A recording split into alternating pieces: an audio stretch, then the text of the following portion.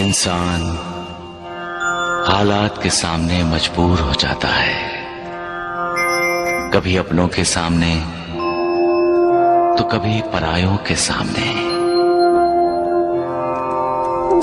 इंसान को मजबूर देखकर कभी कभी मालिक भी मजबूर हो जाता है, क्योंकि जो कुछ भी होना है प्रारब्ध के अनुसार होना है, और मालिक की मजबूरी यह है कि वो प्रारब्ध में हस्तक्षेप नहीं कर सकता। जब कोई विश्वासघात करता है तो दिल फटता है, आंखें रोती हैं।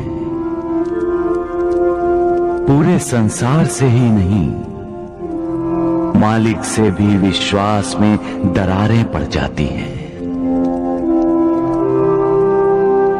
लेकिन मालिक पर अपने विश्वास को कभी डोलने मत दो। हालात कितने भी बुरे क्यों ना हों,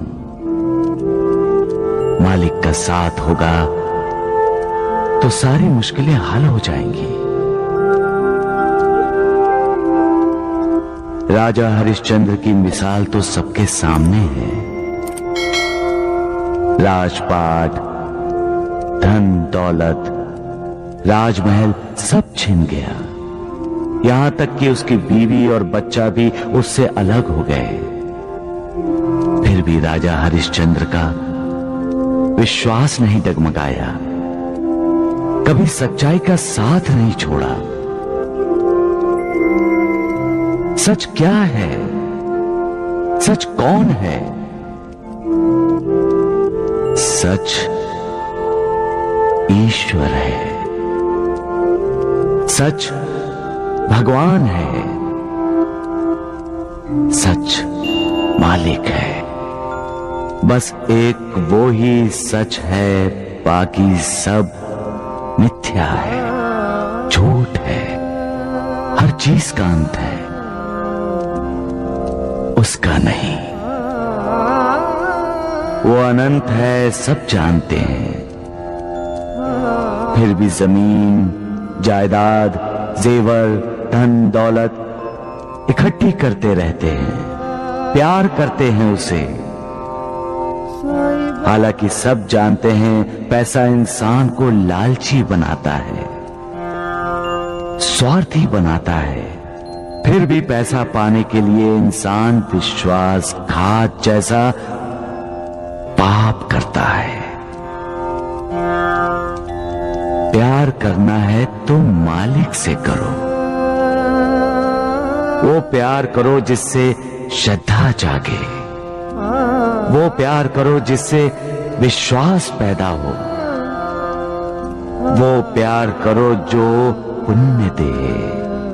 वो ही पुण्य तुम्हारा उद्धार करेगा।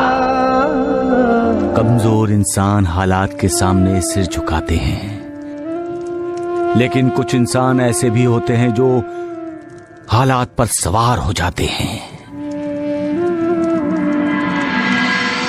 बाजी, हालात के सामने मजबूर होकर बच्चों को अपने से अलग करके उन्हें त्याग देना, ये फैसला गलत था।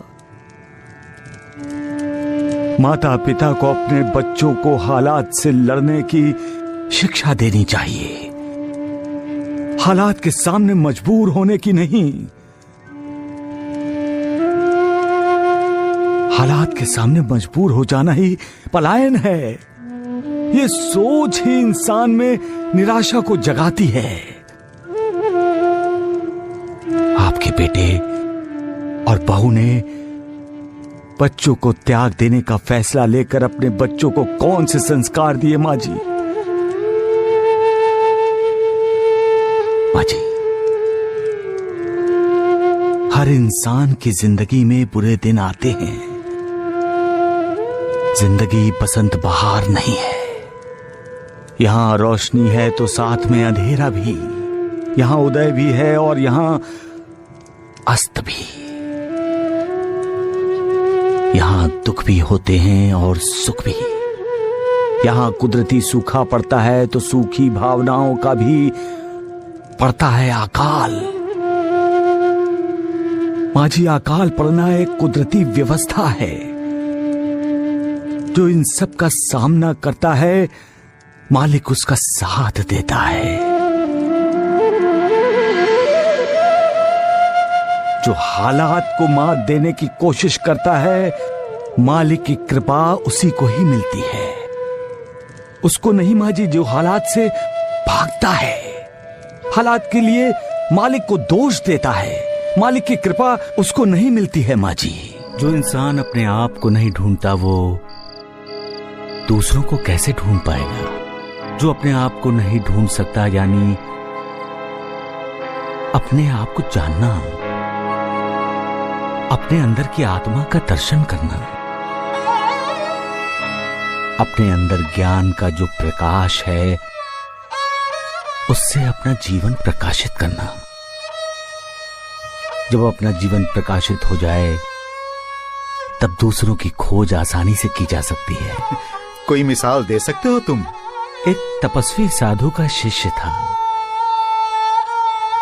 कई वर्ष कोशिश करने के बाद भी वो ध्यान नहीं लगा सका।